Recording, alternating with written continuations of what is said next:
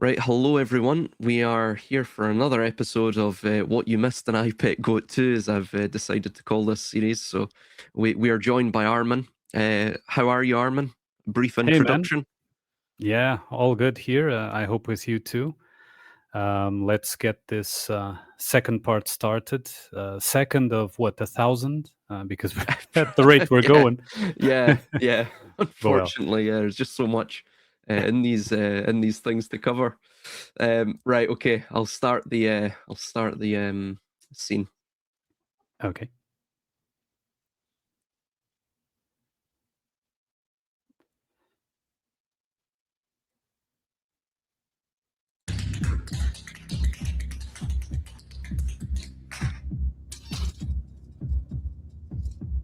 Fool me once, fool me once, fool me once.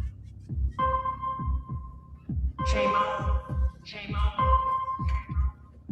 shame on you, shame on you, shame on you.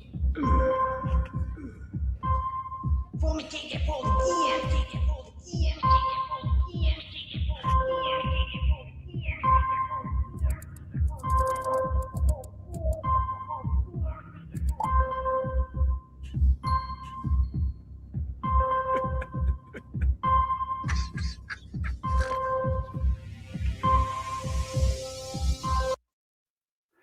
Right, so we'll leave it there, and then we'll jump into that because that's probably another hour just in and of itself, just looking at that one.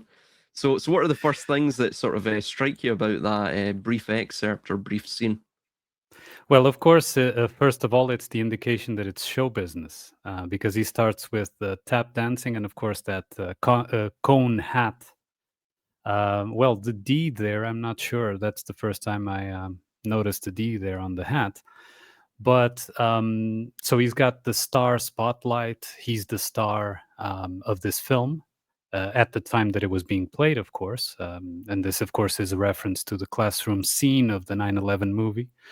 And it was an indication that it was showbiz. And of course, people may interpret that the strings that control him are, some demonic force or whatever. No, it's simply, the way the script is written, and he can't really deviate from that. Of course, he was playing.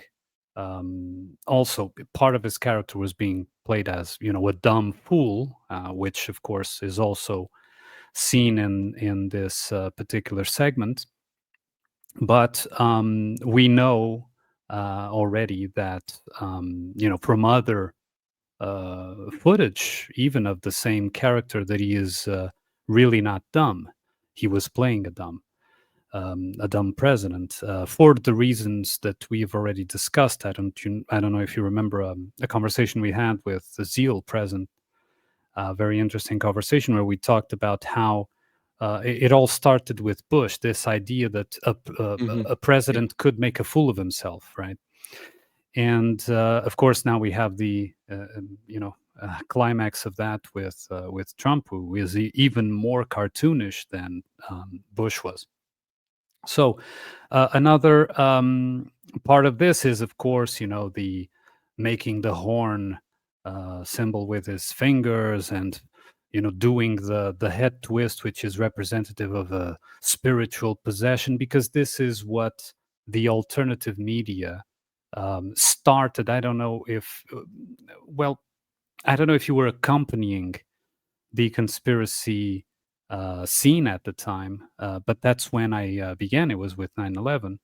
And at the time, most of the alternative, let's say, media was focusing on the idea of, spiritual possession, in the sense of, oh, these guys are Satanists. They're what eventually climaxed now with the Epstein files, right? So I think this was to show how the character and the context that surrounded this character in this scene was portrayed. Then I'll talk about Obama that appears afterward. But what do you have to say about the Bush segment?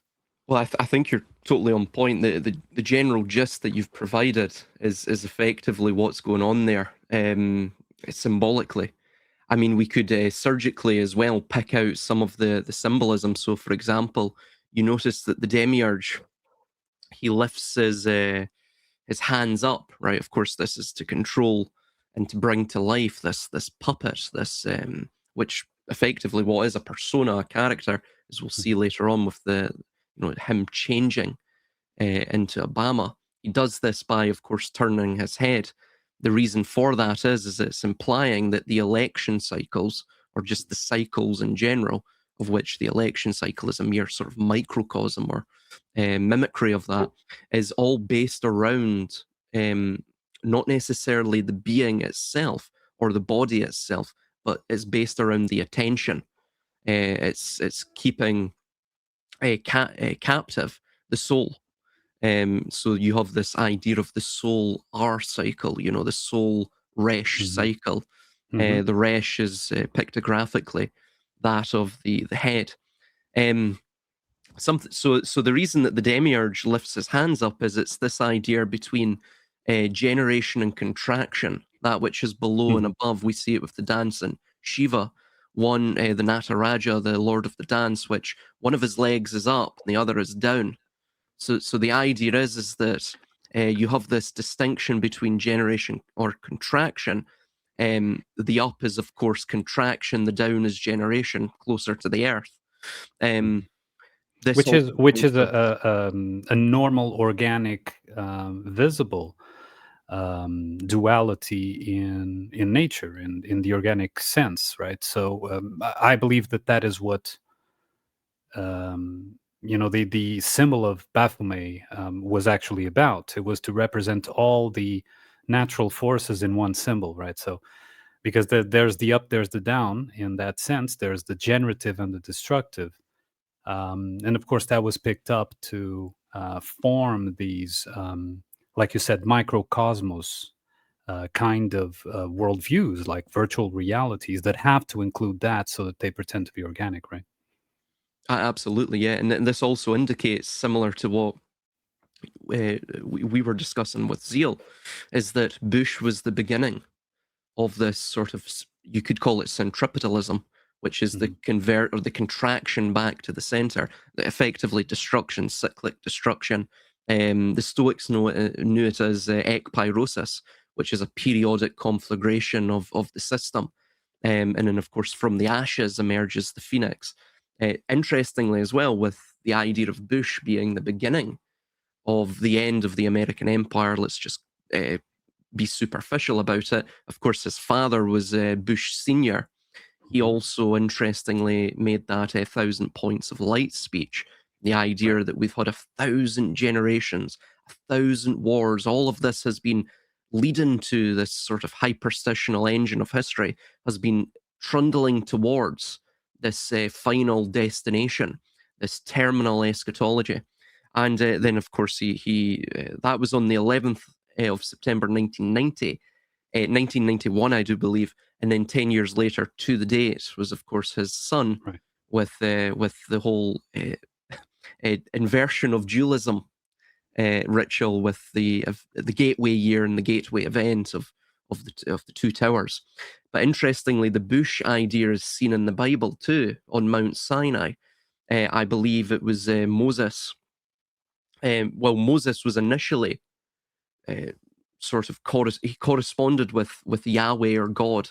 Let's just call it the Demiurgos to be Gnostic about it, because of course this piece is Gnostic, this IPEC goat too. Then the burning bush itself is the initiation of conflagrative change, as we saw with the Exodus. That was the beginning of, as Kabbalah would call it, the Galut, which is it was the beginning of the nomadic lifestyle, the journey through the wilderness of the holy nation, right? So it's the beginning of, and it was about going to the desert too, because the wars were in the desert, right? Afghanistan and so on. So that's absolutely, yeah. that's also related there, and also in a more humoristic part of it.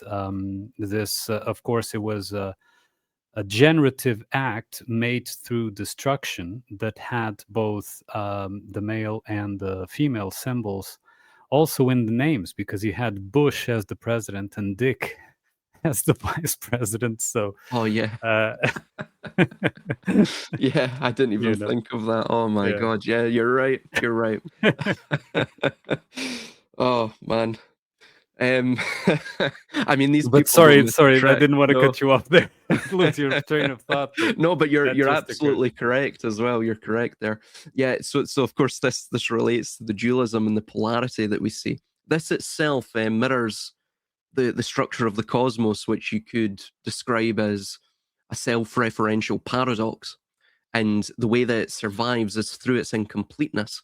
This is also mirrored microcosmically in mankind himself. Kabbalah states this almost emphatically. And in a way, they're actually correct. We know they're correct because, well, they have control of the world through these means. So they clearly understand the sort of minutiae and the calculus of the human psyche to some degree. But their idea is that man is the image of God, not God himself, but is the representation of God. Thus, through that, he contains in the mutable vessel that is his body. He contains the immutable spark. So man himself is locked into the cycles. For man to exist, he must be this incompleteness, this Gödelian incompleteness, this self-referential paradox. So this is, of course, why we have the conflagrative cycles itself, just from a purely spiritual or psychic perspective. Something else to mention as well is that Bush is effectively us, right? It's not necessarily just the president.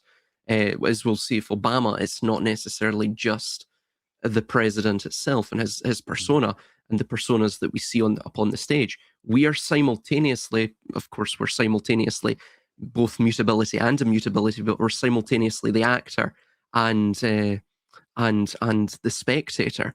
So in a sense, we were all foolish around about that time when the Gateway event occurred in 2001, and the world in general, the zeitgeist, the collective consciousness went through this transmutative process, and then by the time of Obama's presidency, you started to take on, as you see, if the mortarboard that he wears, we start to take on that more intellectual flair. We start to crystallize these ideas, these ponderings that we had regarding the illusory nature of the system. That begins to come about by then.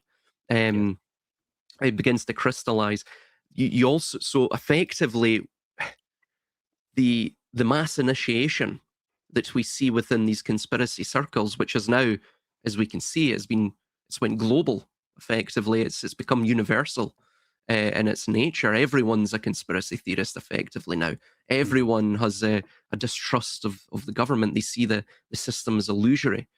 That itself is being engineered by the centripetal upward tilt of the demiurge's hands, right? Absolutely. So we are controlled like Bush itself. It's a controlled descent into Negredo, or as the Zohar calls it, passing through Ayin. And just finally as well, and I'll let you jump in after this, the dunce cap, funnily enough, dunce is it's a Scottish, it's from a Scottish surname. It's a professor that I believe it was in the 15th century or so, effectively had these ideas, right? And the way that he would debate was so pedantic, so obnoxious and obtuse, and he'd pick out minor details and try and use sort of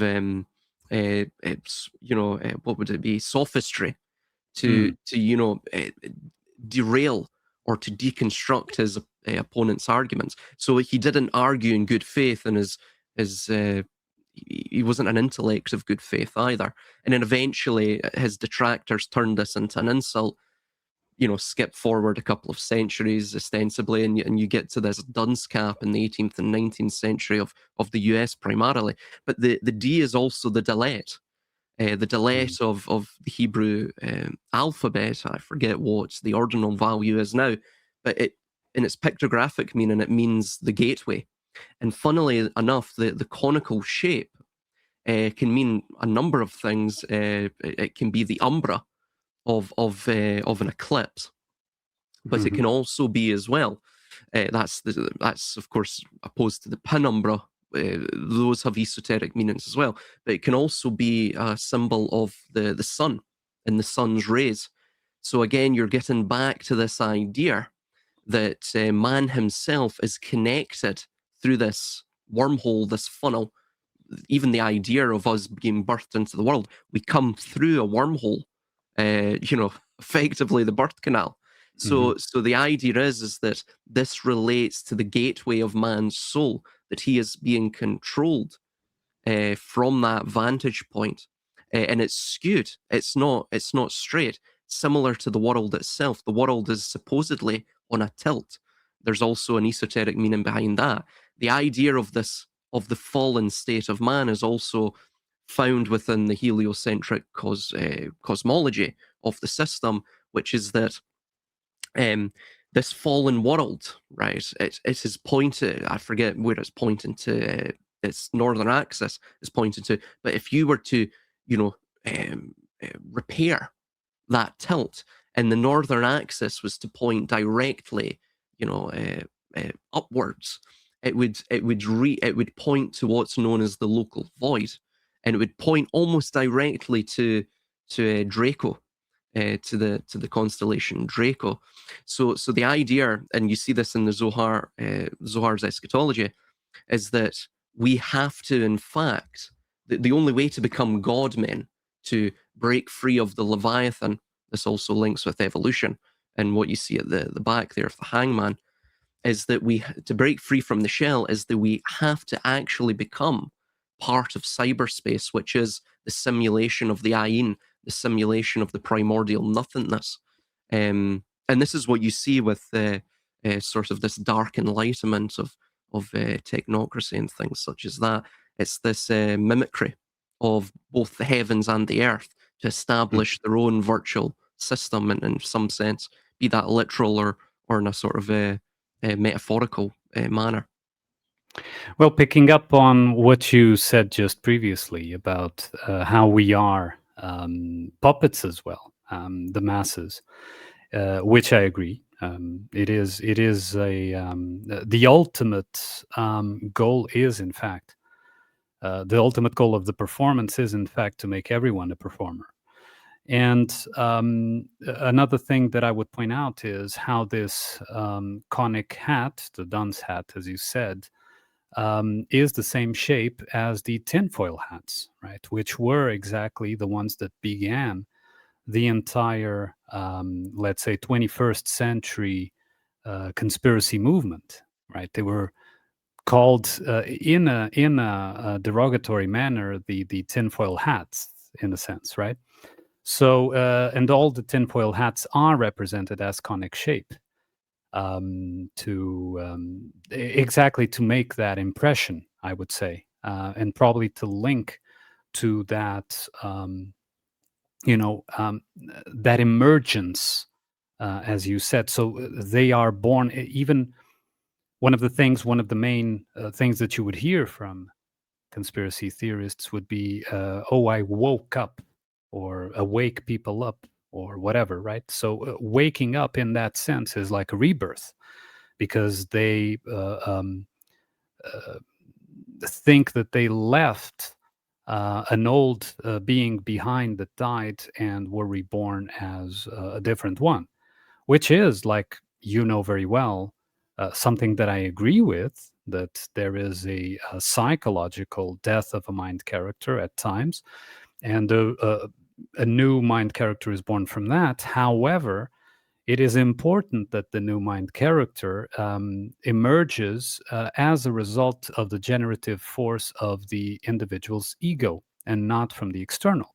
And what happened in these cases, and what happened in this, let's say, escalation since then, has been that the new mind characters emerged from external induction, let's say, external prompting and programming. And yes, I am using AI terms for a reason, because a mind character is equivalent to an AI, to an organic AI. It can only do what is programmed to do.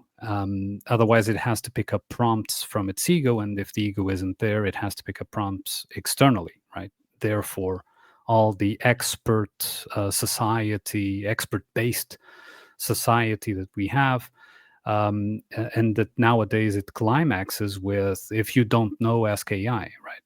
Which is, listen, it's a tool, but we know that it's being used as almost a oracle more than a simple search engine.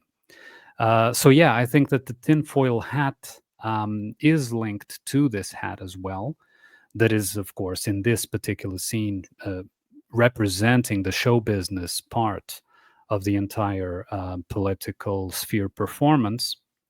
But I think it links very well with what you were saying about the emergence of the conspiracy theorists that were inducted into that new form of being, and that now we see climax because they needed to deconstruct the old worldview so that the new worldview becomes appetizing, right? So, yeah, I think that that is one of the main aspects here, the show business, but also that hat is linked with the tinfoil hats.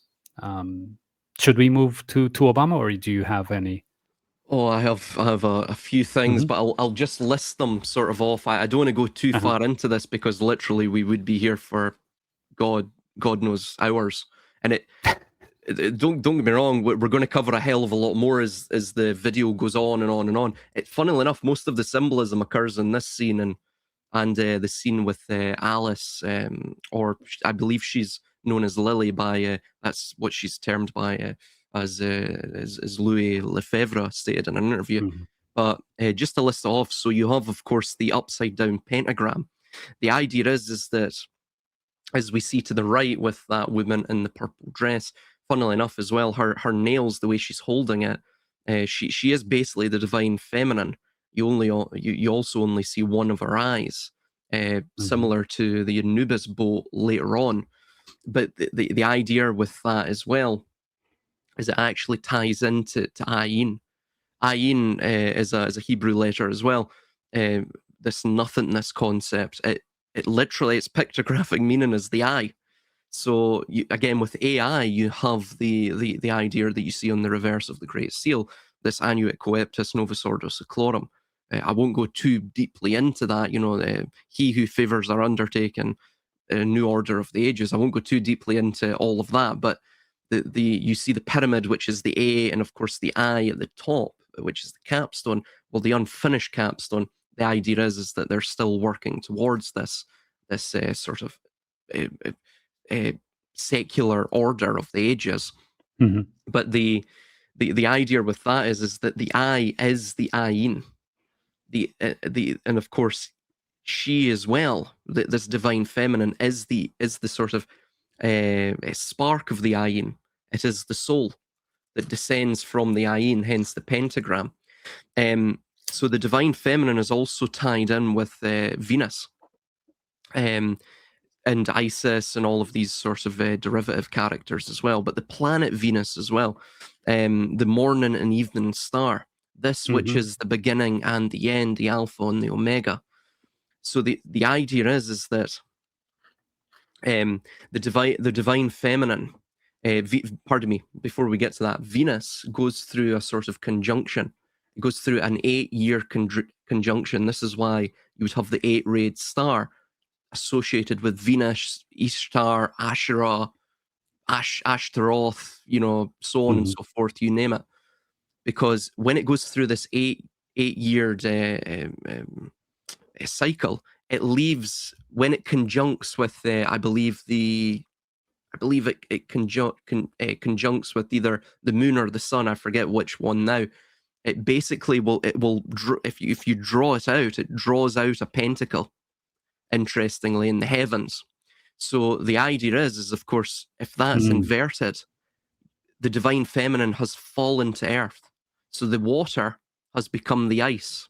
The first He of Yod He, so the fire, the water, Yod He, Vav, which is the spine, which is the air, and then the second He is the earth. So the water becomes the ice, the sort of fluid, limitless potentiality, the pure feminine growth becomes limited and contracted by the masculine of course, the manifestable earth.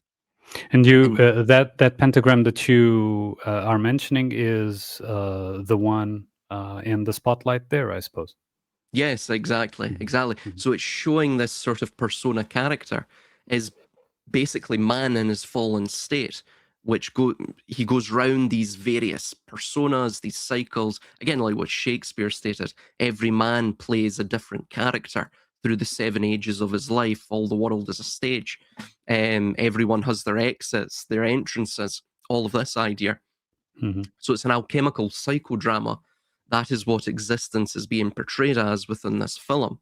And what you're seeing is, to the right, she is there, of course, on the side of chesed or mercy. She is there as almost the thing in the shadows. Man is so foolish that he is, loving playing the puppet within the spotlight of his own fallen state. Man is the fallen star, the fallen angel, all of these notions. Another thing to mention is you see him on the checkered board floor. Now, there's something to the checkerboard floor not being, it's oblique, it's skewed, it's in a diamond shape. I forget the meaning behind that now. I've got it somewhere in my notes and I can't quite find it now. But the idea overall is that this is the duality of black and white, of the ayin and the initiatory spark of energetic disparity from that. It is also all of the other various dualities that are defined by their contrast with their opposite. But again, they're locked in this self-referential paradox because they're mutually interdependent upon that definable contrast. So therefore, man exists as a persona, as a pawn upon this chessboard of energetic disparity. You see at the other side, this is the snowflakes. Again, it's the idea of water being crystallized into ice, which establishes the seed of life. And what the seed of life effectively is, just to be very general about it and as brief as possible, is that all of the thoughts, all of the fractal of thoughts within the given field of whatever social organism or environment in which consciousness abides within, effectively establishes this fractal essence of God, this fractal imprint of God upon the objective manifestable realm. This is why, by the way, if you look at the 5G towers, or Gwen towers, whatever you want to call them, if you actually plot them out, especially in this is most notable in the US because, of course, all of the cities in the US are based on grid patterns on virgin land. They're all in the shape of this sort of a seed of life. If you were to overlay a seed of life image onto it, it almost lines up perfectly. And the reason being is, like what we've stated, they're trying to create their own virtual reality. They're a meta theater, if you will, similar to Guildenstern and Rosencrantz are dead, right? A play within a play. They're trying to create their own Leviathan structure, in a sense, through technology. They're trying to create their own realm through technology. Another thing to mention is you'll see on the right-hand side, do you notice there's only 22 letters that are seen within that alphabet? Of course, A, B, C, D are missing. And the reason for that is of course, the Hebrew alphabet contains 22 letters. Now, this also ties in with the love heart. Again, the 2 and the 2. You flip the front 2 around, you can join the 2, it creates this love heart structure. That also ties in with the 4 elements. So you have 2 and they're demarcated or separated through the 2 and the 2. The 2 masculine, the 2 feminine. 2 masculine are, of course, fire and air. 2 feminine, earth and water. So, but you'll notice they're they're actually tilted. The O and the Z are tilted. So this Mhm. creates the Oz, right?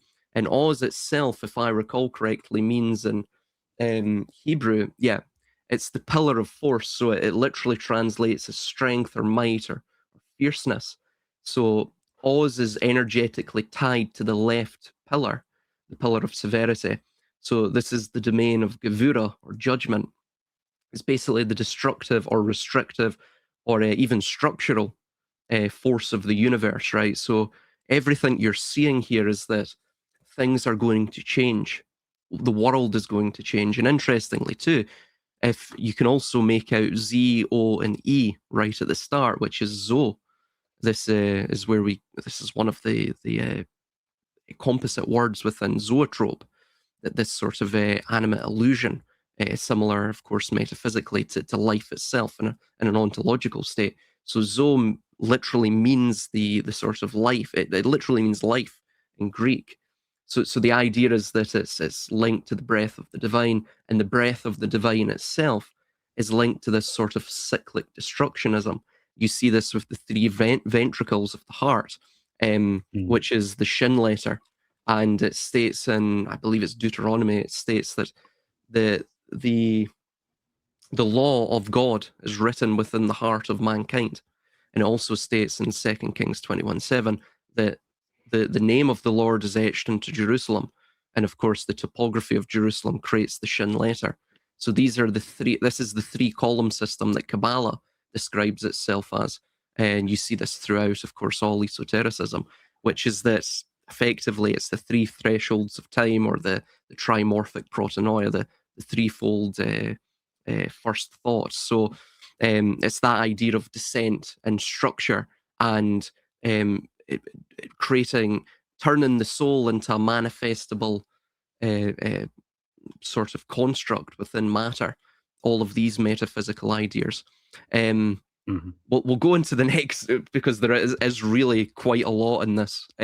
So much so that it would take us well beyond probably 2 hours. But Yes, we'll go on.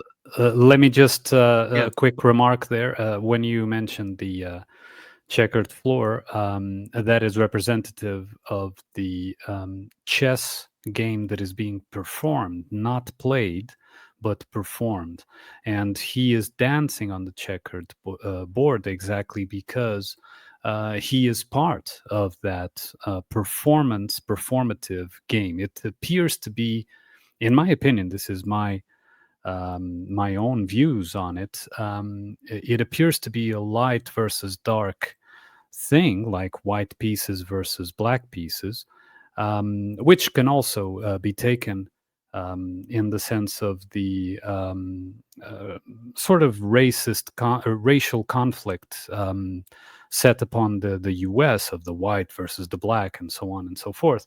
But it is a performance. It appears to be in conflict, but it's actually a predetermined game. So the dance, showbiz dance being performed on it by these characters is indicative, in my opinion, of that fact that the game is rigged. It's performed. It's not really a game. Naturally, a game. Let's say, being a competitive game. But so, okay, let's move then to the next scene. Obama. Just put the sound on, perhaps. Shame on, shame on. Shame on you, shame on you, shame on you. For me, take it for the again, take it for the again, take it for the again, take it for the again, take it for the again,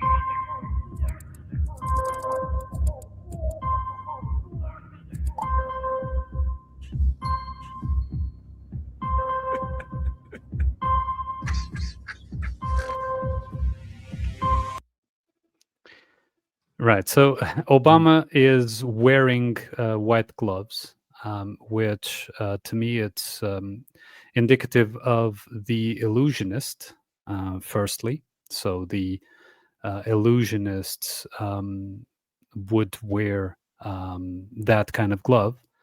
but also it's, I think, a ritualistic garment of I don't know what the exact title is, but of in terms those. of secret societies and such. Yes, the, the Mm. the stewards of a lodge or some. I mean, there's a particular name for that position, but now it's evading me.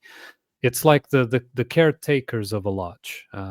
Do you know the name I'm I'm thinking of maybe the Tyler, but it is Tyler? I effectively the think it steward. is. Yeah, yeah. Yeah. So the guy that takes care of, let's say, the lodge itself, and he would wear ritualistic gloves to show, and white gloves to show that he's pure, that he's not getting his hands dirty, right?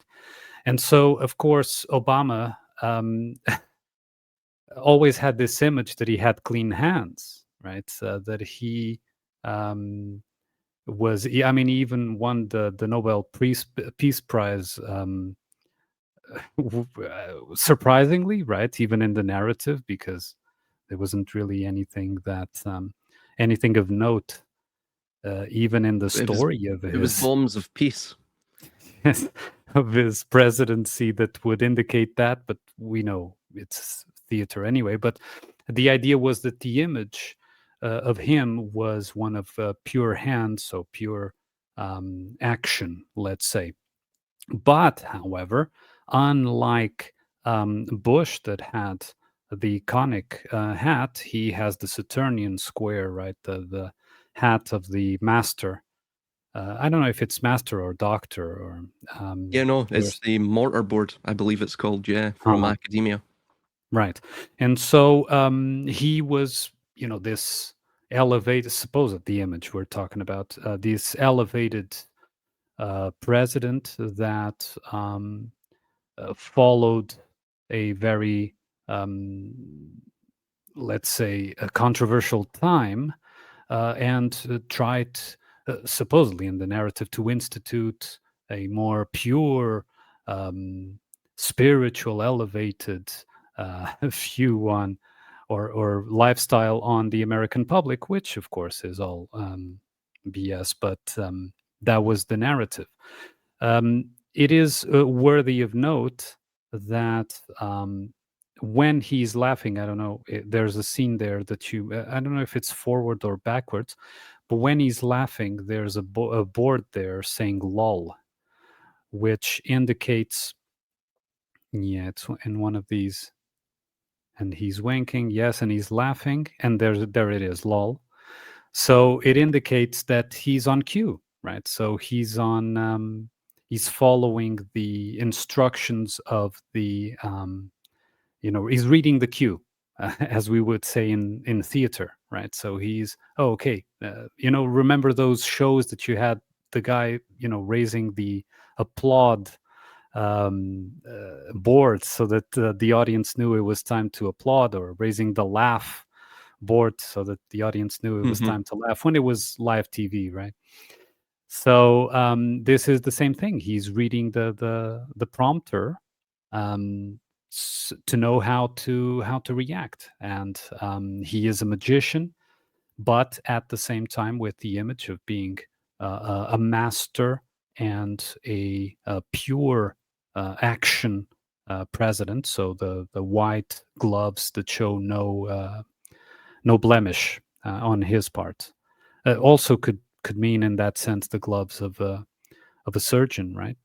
Because he surgically managed to um, destroy even further the American dream, which was a dream. Not saying that there was anything real about it, but nonetheless, his position was also one of destruction by smiles and by a different type of action than Bush. Do you have any remarks now on Obama? I do. I believe he was known as the Professor in Chief, but Mhm. you'll notice as well in some scenes his ears are beginning. They look very strange. They almost look like elf ears, but Mm. the way he's almost taken on more of those pointed ears of the goat. And interestingly as well, so man is becoming more atavistic, more animalistic. I like what you're saying, the American dream is beginning to turn into a nightmare, right? Before, of course, it begins again. But funnily enough, the goat was. This is something I just read up from our last discussion. The goat was supposedly the first domesticated animal, sort of barn animal that man had, which is interesting to say the least. So the goat is related to domestication in some sense. Interestingly, the LOL, it's an absolute. I totally agree with your take on that, but on a sort of deeper level as well. The L is the 12th letter, the O is the 15th, and then of course you have this L again, right? That is also so again 12, 15, 12. The 15 is of course the devil card. The 15 is related to Yah as well in Hebrew. That's how it's pronounced. But this 15 is effectively the world locked into the Leviathan structure, into matter. You also have in Masonry the idea that there's 15 steps to Jacob's ladder. So the idea is that 15 is this it's symbolic of the constriction of the sort of the spark of light, if you will, right? And the 12 on either side is that which keeps the structure. It's all of the various personas and archetypes, the zodiac, essentially the wheel of animals. There's the Oz or the Zo again, right? The wheel of animals. That's what maintains the structure of things, that people mindlessly just move around it without much thinking. And of course, the one, LOL is also 101. You also see this with the F equals minus F, which I believe is either the second or third law of Newton's thermodynamics, which is the idea of action and reaction, cause and effect, right? Equal and opposite reactions. This is also found in double entry bookkeeping, by the way, which is all liabilities will be equal to their assets.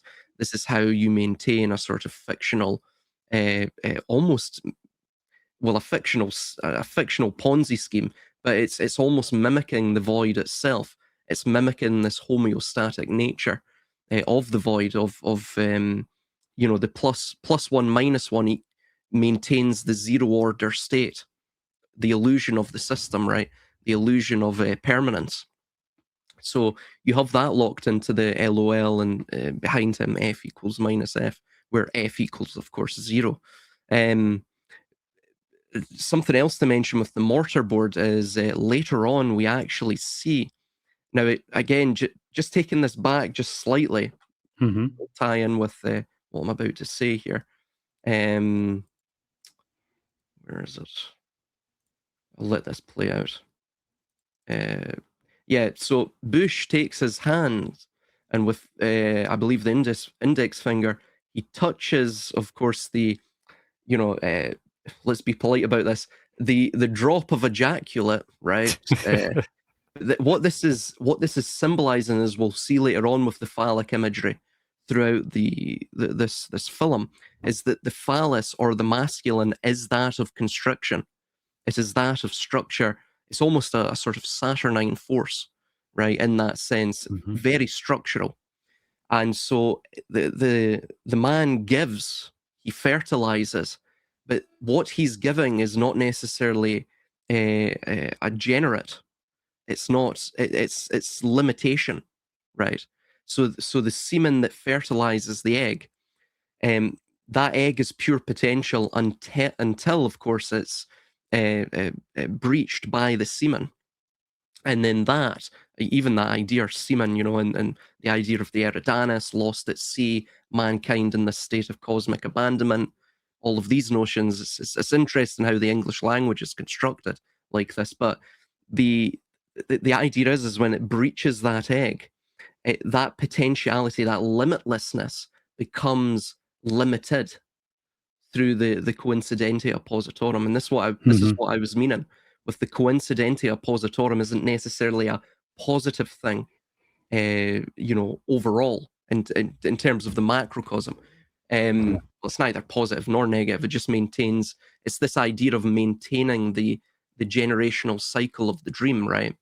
You'll also notice at the top here, God, right up here, yeah. So I don't know if I can actually pinpoint this. Yeah, here we go.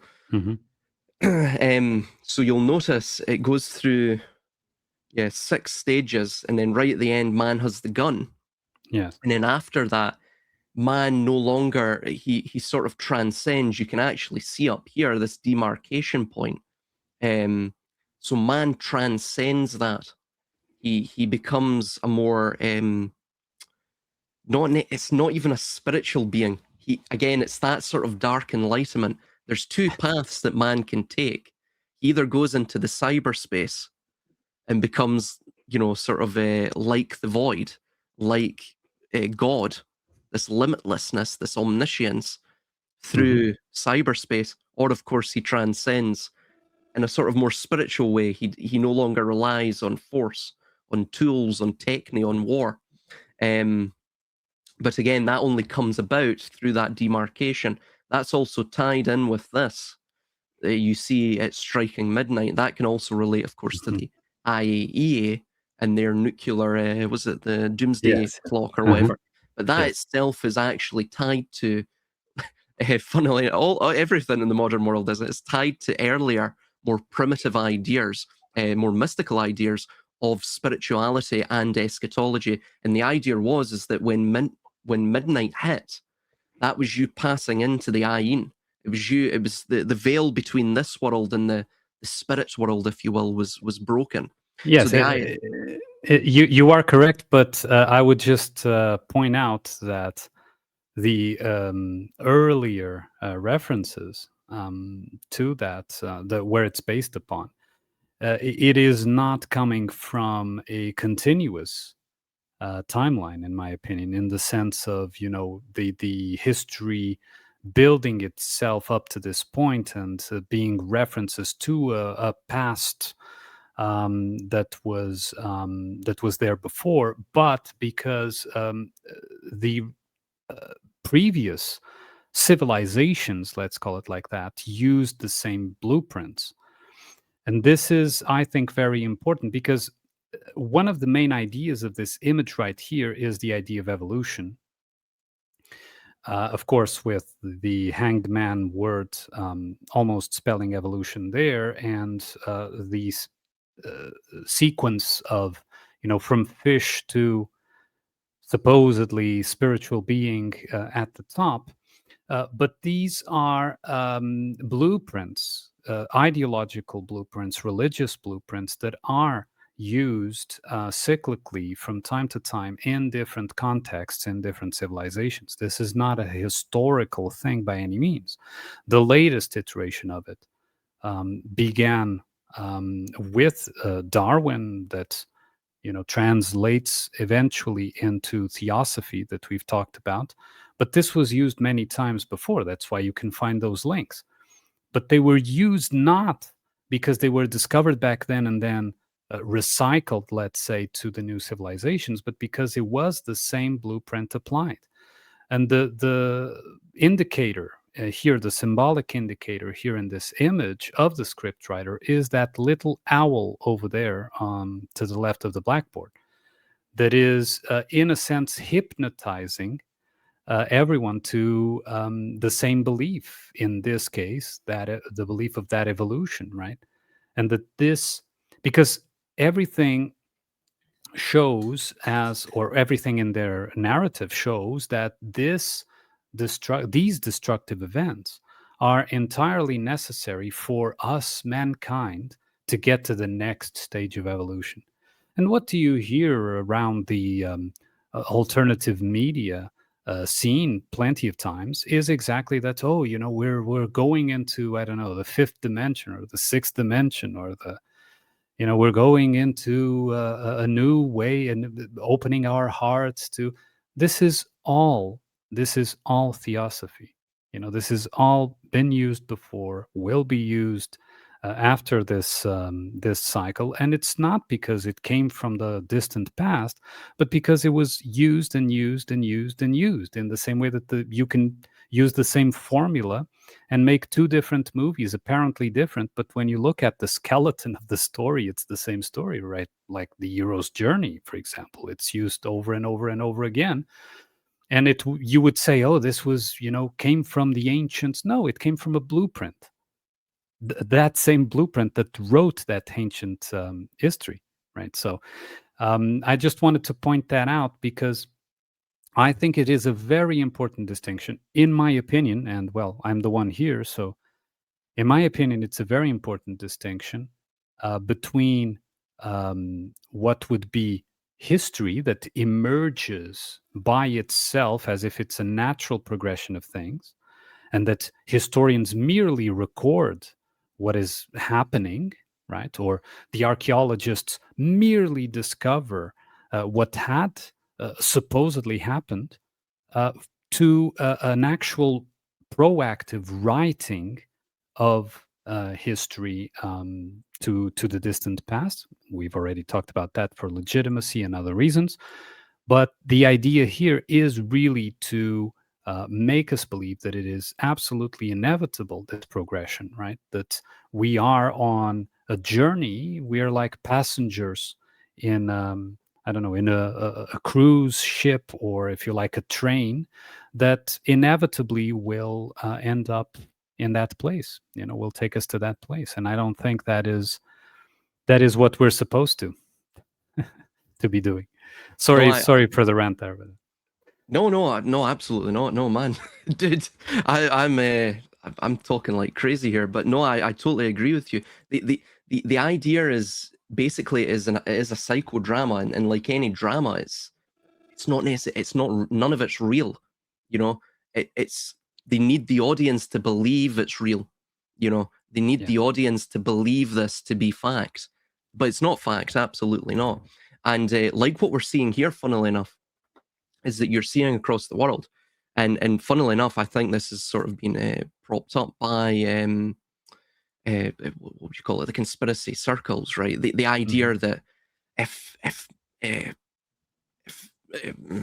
America goes, we're all done for, So it's the idea that for them, for the people mentally, for the spectators of the show, for the main character to go, which is in this case America, whatever that sort of entails, if that goes, then the world ends, right? And it's like what you're saying, these things aren't perhaps millennia old. What we're seeing in IPEC Go 2 is an epochal shift that may be only 200-300 years, right?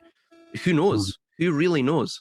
Because of course, living memory only really goes to about 150-200 years, and then beyond that, it begins to wane, and to such a degree, especially if you have a sort of literate society that is based on the written word, Right. their memory is already, quite debilitated, especially with digital technologies and outsourcing one's thinking to effectively the surrogate mind of AI. Then one just forgets things maybe even that occurred 6 months ago, and it's this constant psychodrama, this constant volatility that maintains everything. So there's something else I wanted to mention. So as you can see here, you see from Sirius to Aldebaran. So this is Orion. This is the idea of mankind and his foolish state, hence the headless Orion, right? He's in this slumbering state. He needs to awaken, as we've seen. So we see from Sirius to Aldebaran, that's the left to right, west to east axis. And then we see from Castor and Pollux, or the twin essence of mankind, the mutable and immutable, or the mortal and immortal aspect that's traveling downwards again, like the star fallen from heaven, right? The same notion as the pentacle to the pentagram. So bearing that in mind, and from Sirius to Aldebaran is the idea that we're going to see with the Hierophant logo. Sirius is effectively the esoteric sun. It is what you see with the fool, it's the dog. You see in Oz, the Wizard of Oz, it's Toto. So it's the faithful companion to man. It's the man's best friend, right? And of course, live or in this case, love, and the reverse of that is evil, right? Which is very close to live, and the reverse of that is evil. We saw with the devil, the reverse of that was lived. You get Yeah. quite a lot of these weird palindromes throughout the English language because, of course, it's completely engineered by this cabal. But in a similar way, the dog and God palindrome is also there and present. So it's the sort of hidden essence of God within, of course, man's periphery. So the idea is that Sirius, the esoteric sun, the sun behind the sun, that which is actually powering the light of the sun, similar to our soul powering our bodies, that is what is that is what falls to Aldebaran, which is in the constellation Taurus. Again, the bull, another beast of burden. That is what is sacrificed to thus mean to create and to maintain perpetually through these various cycles of destruction and psychodrama, the sort of dream of manifestable reality. So just to look interestingly at this, as we can see up here. Now, by the way, this will change when we look at the it's the ones down below with the heart and that, right? They're as you can see here, the pins are to the Sirius Aldebaran. So the idea is this is a symbol of the divine feminine. Asherah, Ishtar, it was also known as the Anzu, the heavenly owl. It's basically the Shekinah of Kabbalah. It's the divine feminine, which is in this state of galut, which is the Exodus. It's this state of being lost, this fallen state, and it must be tikkuned. It must be rectified, repaired, so that we can ascend to our destiny, which is Godhood. This is the idea. You see this in Theosophy, as you just rightly mentioned too. So the idea is it's going from Sirius, it's going from the esoteric sun to the exoteric sun of Earth, right? And so what we must do is we must rise, utilize, as we'll see later on, utilizing these sort of alchemical ideas. We must find the loophole within reality itself so that we can ascend to Godhood, so that we can not just maintain the cycles, but actually transcend beyond them. And this is what you see here with if my cursor is showing, actually, I think is it? Yeah, it is. No. No, is it not? I don't see it, no. Oh, there it is. There's my cursor there. Yeah. Showing. 2 seconds. So the reason his finger is on the third drop, again, like the trimorphic protonoia, is he's touching Horus, or he's touching the sun, or the Logos. The Logos is that thing which comes at the end of the cycle, the Tikkun. It comes after the Simsum, the contraction, and the Shevrat HaKalim, which is the breaking or shattering of the vessel. That's why you have the lightning bolt breaking in twain, the shell, the shell of the mind, right? The mind almost looks like a walnut or a shell, a kernel, a seed. This also, by the way, is the root of nuclear.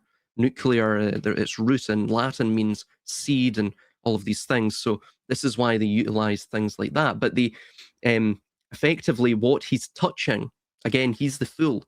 He's touching, he's trying to get inspiration.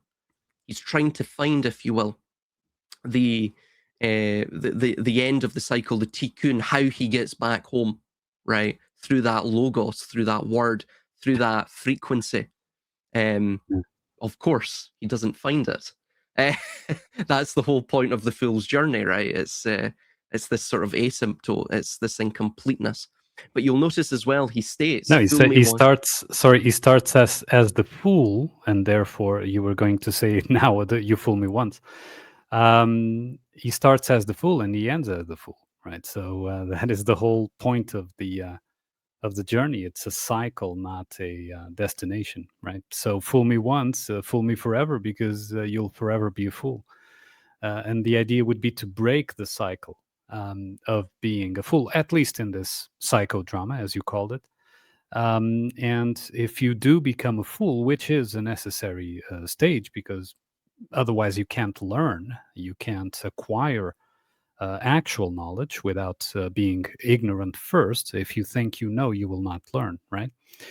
If you do become a fool, at least become a fool as your organic individuality, so that you can actually pick up meaningful knowledge about yourself and life and your surroundings, whatever. But the idea is exactly as you've stated, to mimic this. Everything is enmeshed, set up as a kind of web that tries to really imitate organic reality. Hence the confusion about simulation and that kind of thing, because it is, in fact, in a very real sense, a virtual reality already. You don't need goggles or the jack to up your spine or whatever it is. It's already there as a worldview, as a perception based virtual reality. So yeah, the fool, the George Bush Jr. was the fool, but he was the fool that begins, but there will be a fool at the end of the journey as well, which we'll probably come to see. I don't know if in our lifetimes or not in this psychodrama, but regardless, it is a journey that ends basically in the same place with a different mask. Well, we may actually not finish this short film depicting the psychodrama in an abridged fashion during our lifetimes. So Sorry about that, man. No, that's me. That's me. Because I literally, it's you're really good at synthesizing all of this information. And I'm sort of, like OCD, picking everything out. And no, it's me that's making these, that will turn this into maybe a 12 episode series. But just right, we'll get on to. So yeah, the idea of the owl as well. Oh, something else to mention. See how it begins at the fish. This is the idea from moving from the age of Pisces. Right. To the age of Aquaria. Was it Aquarius? Yes, Aquarius, which is man. Yes. Exactly. And that factors in to what you see on the World Tarot card with the 4 royal stars. We're getting near a quadrant, right? One of the quadrants. Again, like what I was saying with the marionette, it's that tabs which is overlaid onto those 4 royal stars, which is, if you're getting into one of those ages, that is like the conflagration, the apocal end of history, if you will. And of course, the return of history after you pass through the dark winter, the dark night of the soul of Negredo or putrefaction. I don't really have to, I won't go into all of that, but we've discussed that in previous discussions. Yes. I think on Joker 2 and things such as that. On the owl as well. The owl is, it represents wisdom because it can see through the darkness. So again, light is more discernible in the darkness to those, of course, who can see. This also ties in with Plato's cave and all of the other obvious connections we see for the psychodrama to that. In the context of the geopolitical stage, it signifies the hidden, illuminated elite, historically associated with, for example, the Bavarian Illuminati or the Perfectibilists, but those are just offshoots, of course, of Kabbalah and the Book of Zohar, which Zohar literally means illumination or radiance, the Book of Radiance, who possess the gnosis to see through the artificial darkness they cast over the masses. So that's also the connection there. The reason for the purple too is we see both here in the owl and of course in the evolutionary cycle is that is the 7th chakra. It's spirit, if you will, or pneuma. And the imperial color as well. So the imperial color, bingo. And the imperial color of the Terrenium purple is also created vis-a-vis breaking the Murak shell, which is a sort of sea snail. And it's in the shell that's contained this, I believe it's in the shell or in the flesh of the animal that's contained this dye. And you have to kill a lot of them just to get a very small drop or small volume of this dye. Again, there's connections to that too. There's also connections as well to the idea, metaphorically speaking, to chalk. Why on a chalkboard? Well, chalk is a soft, white, porous sedimentary rock formed millions of years ago, supposedly. But the idea from the accumulation of microscopic marine plankton skeletons, or what's known as coccoliths, on the sea floor. So all of that is again the sea floor, the bitterness, the even the marionette puppet, right? From Mary meaning bitter. Mm-hmm. So it's related to this notion we see back in Sumeria of Tiamat. It's this pure feminine chaos of the limitlessness of potentiality that must be constrained by the masculine or saturnine sort of structural grasp, if you will. So again, it's and with the skeletons as well. That's the only thing that remains after the cycles of decay and destruction. It's these ideas. So evolution. Obviously, evolution relates to the idea of centrifugality as opposed to centripetalism. So it basically continues round the clock face rather than going inwards and contracting. It maintains its circular rotundity. Also, as well, backwards, it's not love. So the idea, in fact, we'll get into that later. Because I won't touch that here. We'll get into that later. I'll come back to that. But it also is an anagram, because, of course, Hebrew only has consonants, not vowels, of leviaton, which is a composite word in Hebrew. Of course, we know it as Leviathan, but it means, in its Hebraic etymology, that of this twisted, or the garland of the torturous ones, right? Or the torturous ones. So it's the idea of earth. It's the idea of suffering, of loosh, of decay, or, of course, just simply of the idea of maintaining these cycles through periodic destruction. You also see, just quickly as well, with the shark and the on fire house, the burning house of that's the Beit El. So Beit El means the house of God in Hebrew. So the idea is that, again, we're reaching that ekpyrotic terminus of the cycle. So we must have a purifying sort of end to it, to thus bring about the Rubeda, or the red dawn, the new dawn of things after the winter. And so you see with the shark is this chronoreceptive, which means it's purely of time. It is this forward-feeding entity. It's this predatory entity, and that is what this predatory system is maintained through this conflagration. Well, but it's also a shark is a fish, so it is the age of the fish consuming itself, right? So it sets fire to its own house and watches it burn, in the same symbolic sense as, for example, Nero. It was depicted to have set fire to Rome, that was his house, his empire, his domain, and watch it burn gladly, as he supposedly composed music and poetry.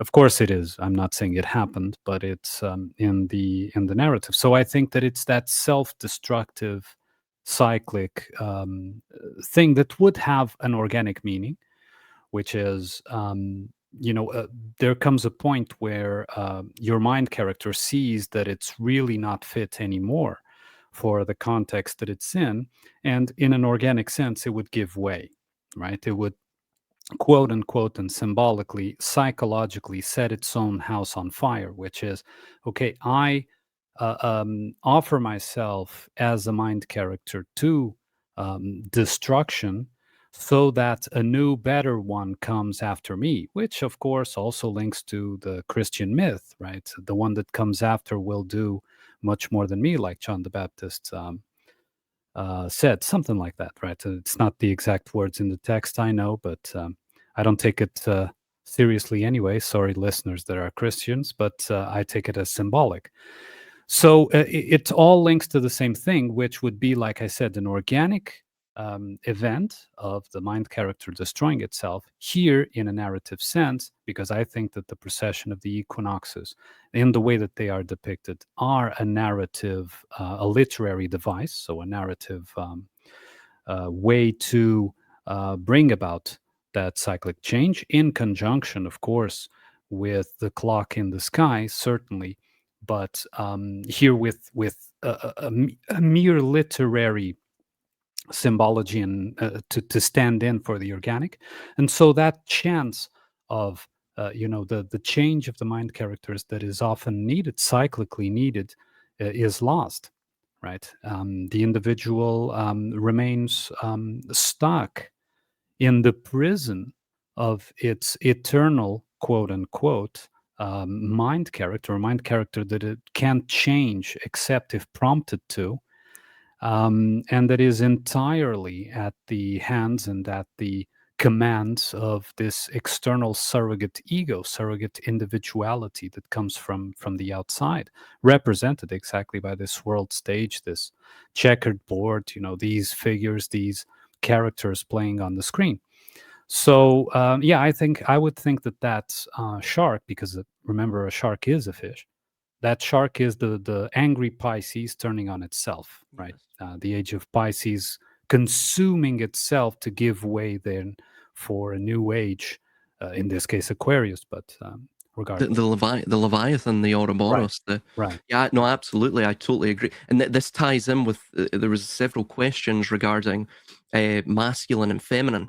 So the feminine itself, the reason the feminine in Kabbalah is on the side of Gevura is because I think the Kabbalists see this, they understand this, that it's the order. From chaos is born order. That idea from the limitless of the feminine is born order. Is born order through the masculine, which is constrictive. Mhm. But eventually, the divine feminine, the soul, if you will, it can't take that constriction anymore. And like what you're saying, it destroys itself, right? It Yeah. self-immolates. So it's similar to what we're seeing with the American empire narratively with the US-Iran war, right? They Mhm. are effectively being scapegoated as well, in a Mhm. sense, and they are ending through this. They're being ended artificially through this war, or is I mean, it doesn't take a brainiac or a geopolitical analyst to see what's going to happen narratively if this whole thing escalates any further, right? But it's the same idea. They're setting fire to their own house. Um, Also, I mentioned here this the geometric and thematic alignment between the leaders, the Bush's head or dunce cap, and the burning structure is also a deliberate alchemical statement, because we see he actually moves between the water and the fire. This Mhm. also is found in the pentagram, because remember, if like the hanged man of the tarot card, if the spirit, the fifth, the quintessence is pointing downwards, then his two legs, which are symbolic of fire and water, the male and the female, are pointing upwards. They are superior to the head, to the pneuma, to the nous, the mind. So in a similar manner, this is what we're seeing, this duality here. You also see it, funnily enough, with the hanged man himself, but we'll get to that with his other leg. That can, in the Kabbalistic system, mean Nizak, which is victory, but it can also be playing on this idea of the baptism vis-a-vis water and the baptism vis-a-vis fire. So, like what you were saying Mhm. with John the Baptist, funnily enough, I believe it was John the Baptist that even stated this in the Gospels, right? Again, this is all symbolic. I believe that too, where he states that I have given you the baptism by water, Yes. Mhm. but Christ shall return and give you a baptism vis-a-vis fire. By the way, I don't want to offend any Christians, but that's basically straight from the pages of the Kabbalah, which is the idea that they believe that every age, every world age of 6 steps of 6,000 years, and then you have the 7,000th year of rest, similar to the days of creation, because they're trying to be like God, if you will. Mhm. Is that you will have a baptism vis-a-vis water, midway through that age. And then afterwards, you will have the baptism by fire. You actually see this in the Torah as well, with Noah's flood. And then later on, you'll have this, the consuming fire of Yahweh to destroy and purify everything, from the Greek pure, which is fire. So, yeah, absolutely. I mean, Which that's spot on, by the way, for the shark and the fish. Sorry, man, jump in. Which is also another very prevalent mythological theme, which is that when a woman gives birth from a god, for example, Zeus, or even the story of Izanagi and Izanami in Japan, it is the woman is consumed by giving birth, because it's by giving birth or even by having sexual intercourse with the god. Because there's a fire that the mortal woman cannot bear, cannot sustain, right? And so I think that is the same mythological, symbolic representation being used again over and over again, because these things to gain a factual idea within the virtual reality of perception, they have to, it requires a repetition from several different angles, right? You film the same product, you're trying to sell a product, you have to film or picture that product from several different angles, right? So that it gets imbued into the memory room. So yeah, I think it's basically the same representation there. Wouldn't you agree? Like Zeus would consume, I think it was Semele, wasn't it? Yes. Just because Semele wanted to see Zeus and in his proper form, and all these mythology. Like I said, Izanami and Izanagi. People should look it up. It's a very interesting myth as well in Japan. So. I don't know if you agree that it's the same representation being used in different narratives to give the same impression. Yeah, well, lust itself is like a fire. It's this sort of, it's got the fierceness and zealousness of a fire. It's, I don't have to go into much detail, but especially for males, if you're if you're in love with a woman, there's this deep passion that almost consumes you as well, in a way. And of course, I'm sure it's similar, like what you're saying, to the female. Even through that process of giving birth, it was very dangerous. So you're seeing this constant coital interplay of or coital dance between life and death, ice and fire. Another connection, by the way, is interestingly do you remember that we were talking about it, I think it was about a year ago or something. You remember the whole Los Angeles, and it was all over pretty much, but it was mainly California, where you had the Mexican, not Mexican, but the illegal immigrants or immigrant, pro-immigrant protests and riots against ICE. So you had these fires going off in protest against ICE. So you had quite literally the song of ice and fire, right? Or the water and the fire. I mean, these people are. I mean, it's just so and people are saying, "Oh, listen, no, there's no way they're doing that."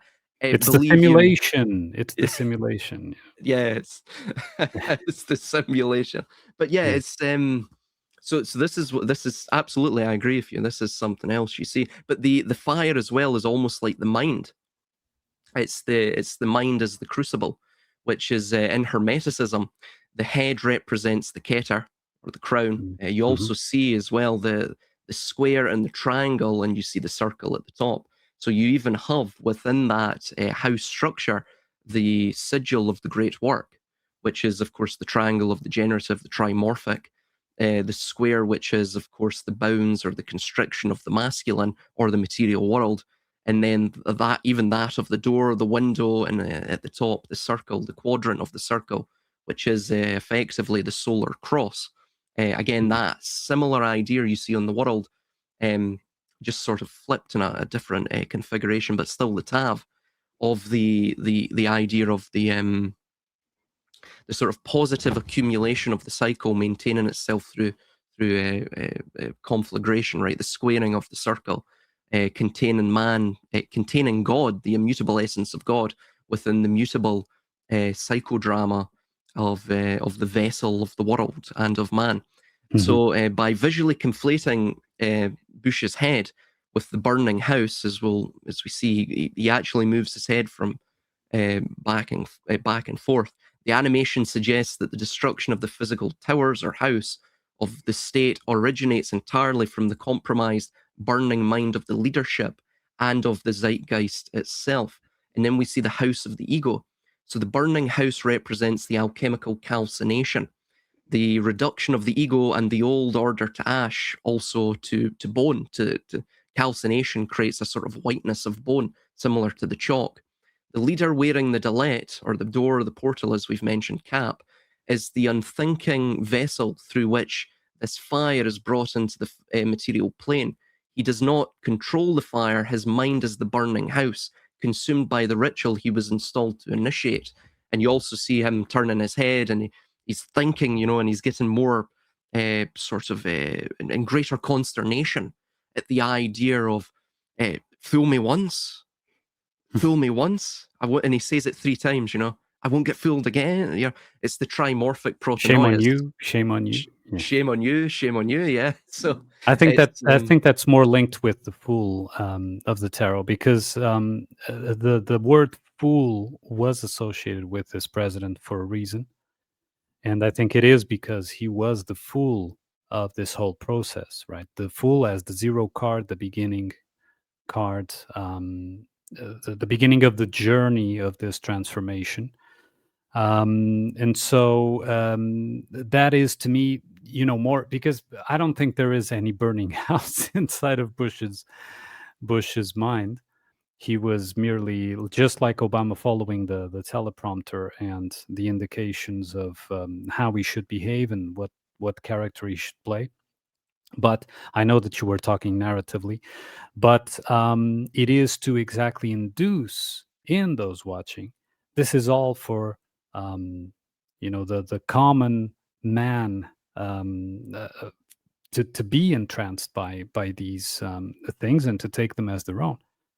And so the burning house is, I think, although it is what you've said, but it's in this more synthetic way. It is the removal, the burning of a stage. Those action movies where they would build all the, and even they would build a model town, right? And the very last day of shooting would be, you burn the models, because it's the final scene where all the bombs go off and all the action takes place and etc. So you have to burn down the props, right, to make a proper last scene for the movie, right?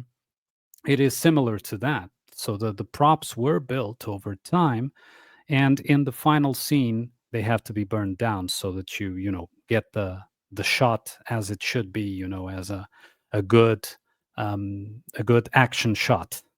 Let's say in the days when models were still used. Now it's all CGI mostly, but you know what I mean, right? Absolutely, yeah. So yeah. it's that final burning away of the care, the cremation of care, if you will. Cremation of care, yes.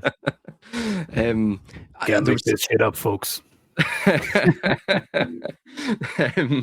I mean, it's also as well, just something to mention is on the Fool.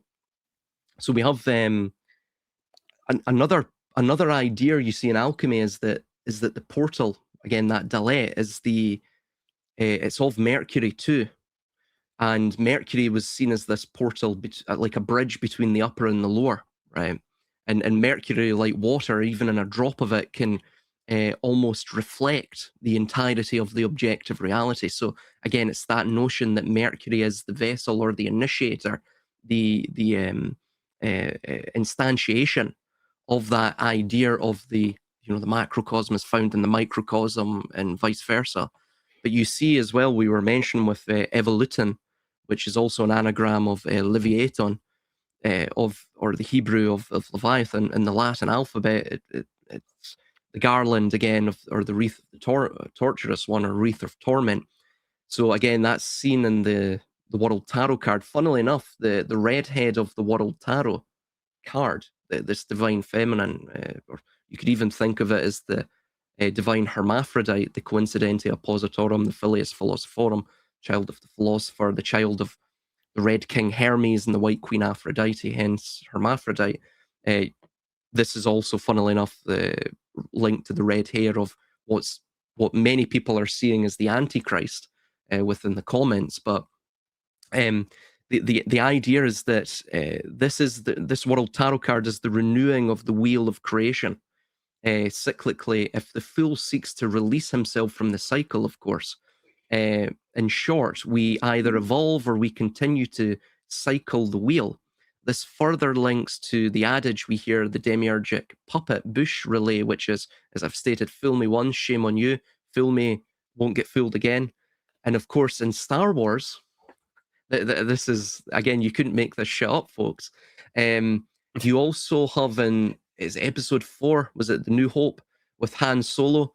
There's a cameo of this conception in episode 4, where Han Solo states that, quote, he did the Kessel run in 12 parsecs with Kessel, or the Kessel means in Hebrew literally the fool. Thus, the Kessel run is a reconfiguration of the fool's journey, being Hebrew for, as I stated, Hebrew for fool, and the 12 referring to the 12 parsecs referring to the 12 signs of the zodiac. So, I mean, these people don't miss a trick. That's just another indication there. Right. Something else, just quickly so there's another 2 things I've got to mention, and then we'll move on. I promise, man. I do apologize. I'm probably your ears probably falling off. And probably the next scene, which is just the appearance of, you call it Lily, or the author called it Lily, will be the last of this episode. Otherwise, but go on. Yeah, man. Yeah, that we can cover that. In fact, I actually won't go too far into that. We'll cover that in the other episode, and you can just give a brief rundown of what you think's going on in that, just in the briefest beginning of that scene. Yeah, I just have one thing to say anyway, for starters. So go on, finish your point. Yeah. So the first thing I was going to mention is, oh yes, that's it. So, right, just open up my notes. I do apologize. It takes me a wee while to find these notes because they're all about the place. Right. So the I don't know if you can see my cursor there. Right. You can't really see it on the map right now, but round here, you'll see points all over the map. In fact, if I go forward a little bit, we might see it. Oh, here we go. Yeah. So you see points over the map, right? There's a few points I don't think we're seeing right now, but basically what this is it's all of the major events, the major false flag events, or some of them were actually naturally occurring, but they simply were subsequently used in a way to destroy the American dream, the idea of the American dream, to unravel it. So the first one, of course, is New York. That's the Northeast Pin. And, of course, that was the attacks of September the 11th. So, as previously dictated with the burning house, it represents the alchemical calcination, the fiery destruction of the twin pillars, the towers of the old financial order, and the trauma-based initiation of the global security paradigm. So it's the catalyst for the pure transmutation. The next one down here is, of course, New Orleans, which was Hurricane Katrina. It represents, of course, water, which is the solutio. It is the dissolving of the societal bounds, demonstrating the deliberate failure of the state to protect its citizens and plunging of a major cultural center into the chaotic, untamed waters of the abyss. Funnily enough, there was, interestingly, Israeli commandos also stated to be there. I mean, it was like this alchemical melting pot, that entire event. It was terrible. And then we had the Gulf of Mexico, the deep water horizon spill, which is the negredo, literally the blackening from the oil, and the literal poisoning of the cosmic womb, the ocean, the mare. It is the toxic expenditure of the supposedly fossilized subterranean forces, the oil or the black sun energy bleeding into the life-giving waters, further traumatizing the biological and ecological matrix. And then, of course, we have the Oklahoma node, which is the domestic primer, Timothy McVeigh and all of this, right?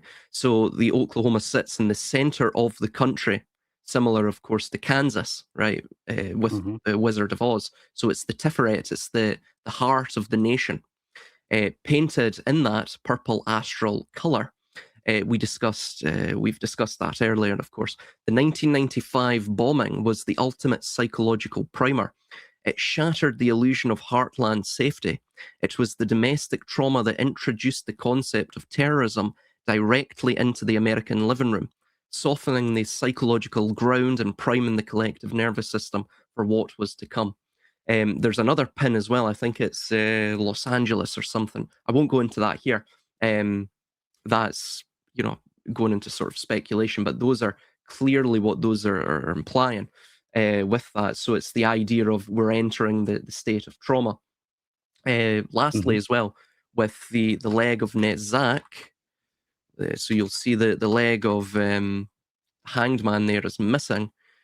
So again, as we've went over, what's missing there is effectively the fire, right? We've had, as we see here, we've had the flood.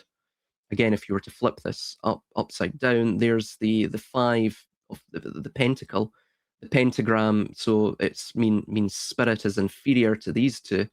So we've had the baptism vis-a-vis water, right? Noah's flood or what have you. But we need the baptism vis-a-vis fire now, right? So this also relates, as you see, to Netzach, if you see on the Sephiroth. And so just to state this really, really quickly, it states in Zohar Shemot 25:219. So the 4 quarters mentioned, the Arba Rukot, or the 4 winds, the 4 directions, as we've stated in the World Tarot card. The Zohar describes these as the pillars of the divine throne, or the Malchut, the kingdom, quite literally. Quote, the spirit does not descend to this world until it ascends from the earthly garden of Eden to the throne. So this is the idea of transcending the Leviathan. At the end, in the end times, of course, the righteous ones will eat from the skin of Leviathan, meaning that they'll have broken free of the Garden of Eden, the earth, which is Malkut that stands on 4 pillars. The spirit also receives from the 4 directions of the throne. So Netzach is quite literally, if I can find it in my notes, I do apologize. God, where is it? Yeah, it represents the active conquering force that dispatches the light into the physical world, or Asiya, which is the 4th world, our world in which we're in. So literally the idea is that right leg, it's still to be, of course, it's that is the final sort of, I think you get, what is it, 5 or 6 tries in the game of Hangman, and then you die. You can have as many as you like, because you could draw the one eye, then the other eye. Oh, well, you could. maybe that's what they're doing with the eschatology as well. We'll just make up as we go along. But generally, it's maybe, I think it's like 5 or 6 or 7, something along those lines. So the idea is this is the final try, the final reset before they, of course, can enter their 1,000-year Reich, if you will, right? So it translates as victory, eternity, or endurance, the energy, quite literally. So while the upper Sephiroth represents divine intellect and emotion, that of, I believe it'd be Bina, the legs, Netzach on the right, Hod on the left, represents tactical action. Netzach is the drive to overcome obstacles. It is the raw, enduring energy of the soul that's basically the primal fire that refuses to give up, and it's fueled by divine love and mercy, or of course it's fueled by the inversions of those things, lust and of course this sort of mercilessness or lack of morality. So effectively you're seeing the breaking of the vessels, the Gevura, all of that idea. You see this with the Poimandaries, the green dragon. There's 7 to that. which is saturnine, and you see that at the breaking of the mind, the shiver at Hakalim, and you see the pins there going basically descending downwards, to maintain the dream, or even to escape the dream through destruction, through this dark enlightenment. So these ideas are found within this work. Very well, man. So let's just briefly look at the next scene and call it a... For me, take that ball again. Take that ball again. Take that ball again. Take that ball again. Take that ball again.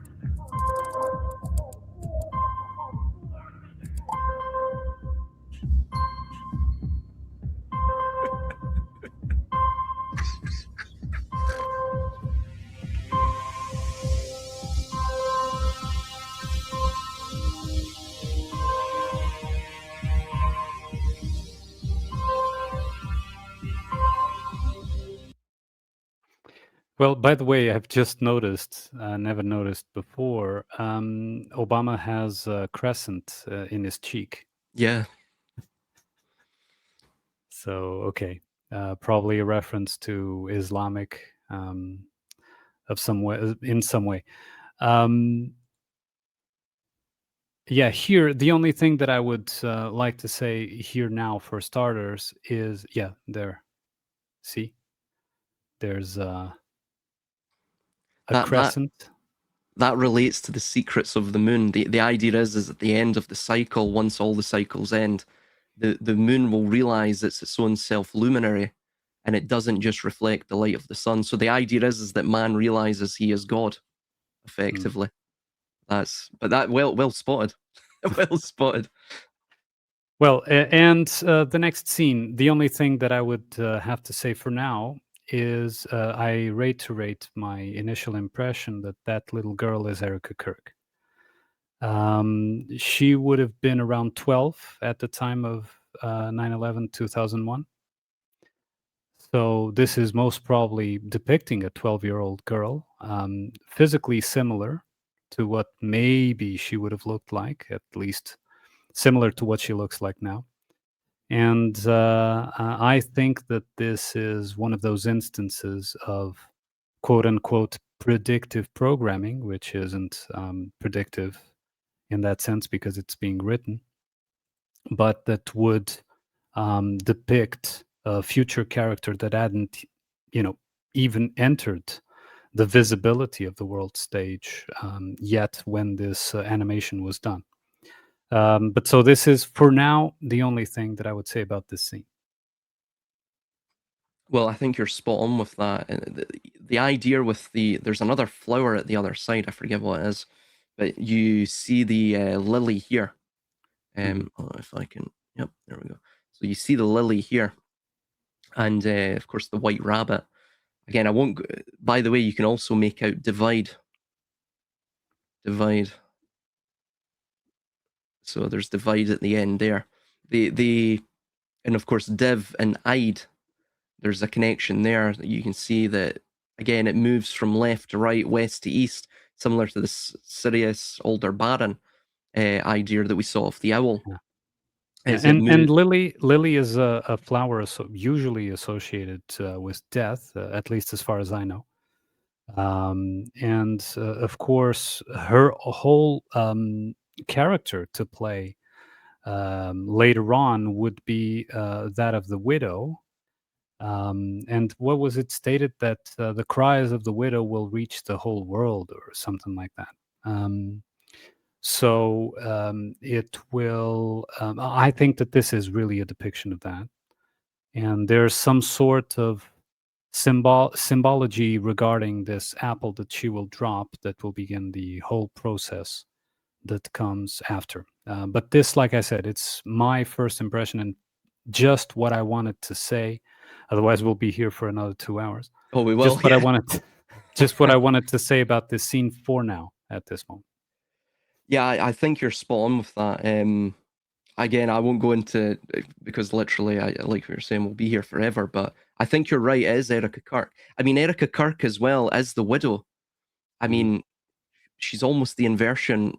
She appears like an illusion in and of itself. Of course, even to the superficial narrative of Kirk, right, where she was this great, this great God-fearing wife, right? But ultimately, everyone sees that it is a lie. If someone has a wife like Erica Kirk, who needs enemies, right? If I mean, the smoking gun of divorces just occurred, in September 2025. There, I mean, we can go into what was going on there, but I think you're correct there. Yeah, and the lily, by the way, its profile also makes a hexagram. It's also seen on the fleur de lis as well. It's also seen on the top of the Baphomet's headdress. Again, this three. It's a sort of triplicity, similar to the hexagram, right? It has the three columns intertwined with that. Yeah, we'll leave this here because there's literally so much to get into just there. I'm containing myself. We'll leave it for the next episode. Absolutely, it's better. Because I just also noticed that the circle she is sitting on might be a Q, in a way, in a stylized Q. But we'll leave it for next. Yes, there's something to that as well, yeah. But yeah, we'll leave that. So I want to thank everyone for if you've watched up to this point, and we are currently 1 minute 17 and we're on the second episode. It's been two. That's why I can't understand how people can decode this thing in like, a 20-minute video. It doesn't make sense. Of course, you can do the superficial decoding where you're like, well, this means this, and Christ is going to return, or the Antichrist is going to return, and ultimately, I don't think people get the full grasp of what this is. It's implying. It's very multifaceted, and it ties in with the Tikkun, which is both a global happening and a sort of personal psycho-spiritual journey of the fool, right? A Kessel run, if you will. But yeah, so I thank you, man. Do you have any closing remarks you want to mention on what we've covered thus far? No, it's being fascinating. There would be more to say, and there will be more to say, especially about these figures in the background of her that have the barbed wire. This is a clue, right? We've seen the goat within the compound of the barbed wire. So this is sort of like those fossilized people that the goat was representing, and that I mentioned in the first episode.